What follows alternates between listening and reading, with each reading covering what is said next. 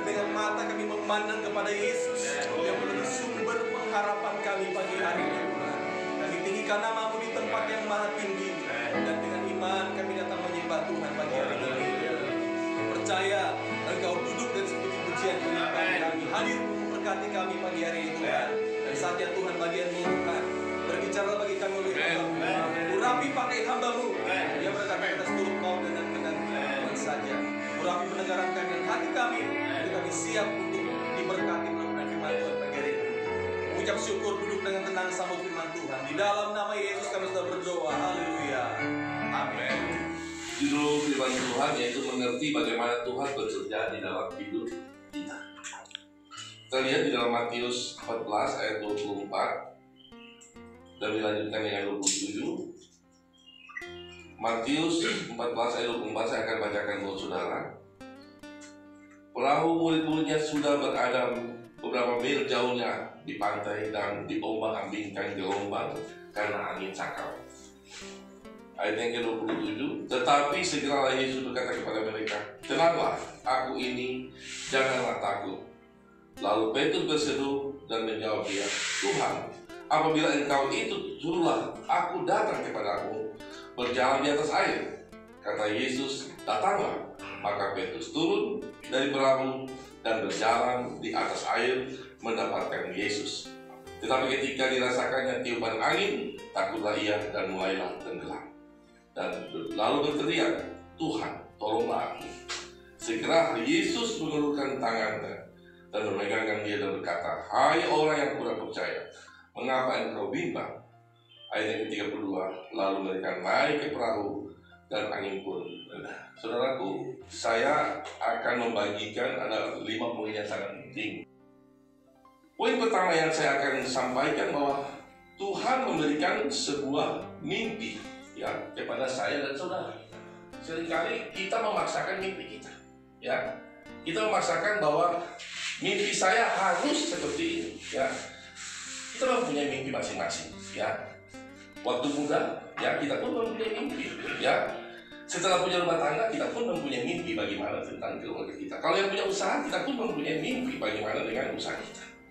Jadi tentu kita harus mengerti, ya, bahwa kita harus memiliki mimpi. Tetapi seringkali mimpi kita tidak sesuai dengan apa yang kita mimpikan, ya. Ya, saya waktu masih muda pernah bermimpi ingin keliling dunia di waktu muda, ya. Itu biasa bagi orang. Bahkan saya berusaha menguasai beberapa bahasa dan saya mulai belajar bahasa Inggris itu dari SMP. SMP itu saya, karena impiannya itu mau bisa pendidikan di luar negeri, dan tiba-tiba saya ceritakan itu kepada papa saya katakan, apapun yang kamu mau, papa akan siapkan. Tetapi saya berpikir ternyata jawaban yang tidak dijawab, sebenarnya itulah jawaban Tuhan. Ya, seringkali kita tidak sadari itu, ya. Biasanya mimpi kita, ya, yang kita tidak jawab, kelihatannya tidak dijawab, ternyata itu jawaban Tuhan sebenarnya yang lebih cocok buat saya dan saudara. Itu poin pertama, ya. Poin kedua, bagaimana kita mengerti bahwa Tuhan itu bekerja di dalam kehidupan saya dan saudara. Saudara membuat sebuah keputusan, ya. Petrus mengambil keputusan untuk turun di air, ya. Dia mengambil keputusan untuk turun di air. Dan Tuhan bilang, silakan Anda turun ke air. Tetapi tentu ada persyaratan. Apakah selama pada saat Anda di atas air itu Anda memiliki iman tetap teguh kepada Tuhan? Tidak. Pada saat tidak, terjadi sesuatu yang tidak bukankah Tuhan sudah memerintahkan kepada saya untuk jalan datang? Mengapa saya masih tenggelam? Ternyata ada syarat-syarat yang kita tidak penuhi. Sehingga walaupun Tuhan sudah bilang, ternyata pada saat dalam proses itu kita tidak melakukan apa-apa yang Tuhan inginkan. Yang Tuhan butuhkan hanya iman. Pandang kepada saya, kamu tidak akan tenggelam. Yang ketiga, ya, bagaimana kita tahu bahwa Tuhan bekerja dalam kehidupan kita, yaitu melalui apa? Melalui kesulitan-kesulitan. Ya, kalau kita lihat di dalam Matius 14 ayat 30 bagian A, tetapi ketika dirasanya angin tiup, angin mulai bertiup, ya, kesulitan mulai muncul, apa yang terjadi? Tiba-tiba kita jatuh. Pandangan kita bukan lagi kepada Yesus, tetapi pandangan kita hanya fokus kepada siapa? Pada kesulitan-kesulitan kita. Ya. Jadi kita harus tahu, bahkan mungkin kesulitan-kesulitan itu Tuhan pakai untuk menjadi pengalaman kita terhadap Tuhan. Oh, seperti itu ya. Ternyata seperti itu. Saudara sama membayangkan pandemi ini terjadi. Padahal kita tidak bisa membayangkan. Tetapi di satu pihak orang katakan, waduh, kalau bukan pandemi ini mungkin usaha saya sudah gagal. Tetapi ternyata usahanya justru berkembang pada saat terjadi pandemi seperti ini. Tetapi orang katakan, waduh, gara-gara pandemi ini usaha saya gagal. Seperti itu. Jadi itulah kita dikatakan, kita tidak tahu. Tetapi Tuhan memakai anak-anak Tuhan melalui apa? Kesulitan. Jadi kalau terjadi kesulitan, jangan kita menganggap itu, wah, Tuhan tidak bekerja dengan kita. Kita harus tahu bahwa Tuhan bekerja dengan kita melalui kesulitan. Itu poin yang ketiga ya. Poin keempat, bagaimana Tuhan bekerja dalam kehidupan kita melalui apa? Penundaan. Ya, seringkali ditunda, betul tidak kan? Apa yang menjadi keinginan kita akan ditunda. Ya, terjadi penundaan. Ya, dalam penundaan itu memang sangat sulit ya. Ya, apalagi kalau kita lagi antrinya di dokter ya. Kita tahu, waduh, umurnya sangat banyak ya. Kita berhadapan dengan penundaan dalam hidup kita.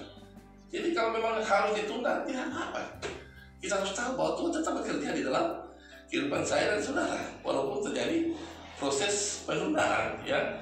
Ya, seringkali keinginan kita, baik usaha, pekerjaan, berumah tangga, terhadap anak kita, tiba-tiba terjadi penundaan. Mengapa terjadi penundaan? Bahkan kita biasa tanpa kita sadari, kita sudah mengeluh kepada Tuhan. Wah, mengapa terjadi penundaan? Dalam berumah tangga pun seperti itu ya. Saya pernah berdoa puasa untuk seorang wanita untuk menjadi istri saya. Ditunda, dibatalkan. Kecewa tidak? Oh, kecewa. Bayangkan Anda sudah mencintai seseorang dan Anda bawa dalam doa puasa dan tiba-tiba ditolak. Poin-poinnya jadi dua lagi. Untuk dapat istri yang hari ini terus terang, itu ada tahapan-tahapan. Ada 5 penolakan. Ya, 5 penolakan. Anda bisa bayangkan. Ternyata hari ini saya sadari, ternyata 5 yang saya doakan kalau jadi dengan istri saya, waduh, hancur saya. Hidup mereka parah sekali. Bukan saya menghakimi mereka. Ternyata Tuhan bilang, waduh Tuhan, terima kasih Tuhan sudah tidak jawab doa saya. Ternyata Tuhan tidak menjawab doa saya. Itulah jawaban yang tepat. Ya, bagaimana kita tahu bahwa Tuhan bekerja dalam kehidupan saya dan saudara, yaitu apa? Keputusan. Ya, jadi pada saat kita ambil keputusan untuk datang kepada Tuhan, ya memang. Jadi jangan selalu bilang, biarlah Tuhan tahu jawaban saya. Tuhan tahu isi hati saya. Bahkan ada doa-doa begitu kan? Tuhan tahu isi hati saya. Oh tidak, Tuhan menunggu yang punya keputusan. Ya, tahu tidak saudara? Matius 14 ayat 30c. Lalu Petrus berteriak, Tuhan, tolong aku. Ya. Jadi kalau namanya Petrus waktu itu, Petrus tidak berteriak, Tuhan tolong aku. Ya. Petrus tidak ambil keputusan untuk minta tolong kepada Tuhan. Petrus tenggelam, malah misik. Pasti dia tenggelam, walaupun di hadapan Tuhan. Kenapa? Karena kita tidak mengambil keputusan untuk minta tolong kepada Tuhan pada saat itu.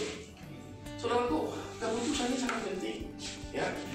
Jadi Tuhan bekerja dalam kehidupan kita, ya, disesuaikan dengan keputusan kita pula yang akan terjadi. Mujizat itu, ya. Jadi kita lihat pada saat Petrus berteriak, Tuhan tolong, berarti kita mengambil keputusan meletakkan persoalan kita kepada Tuhan, maka bisa terjadi. Ya, jangan kita berdoa, menunggu berdoa. Kalaupun itu Tuhan tidak jawab, kita tahu, wah ternyata Tuhan menjawab doa saya. Kenapa? Dengan cara dengan tidak menjawab. Oke, demikian firman Tuhan. Semoga bisa menjadi inspirasi buat kita semua.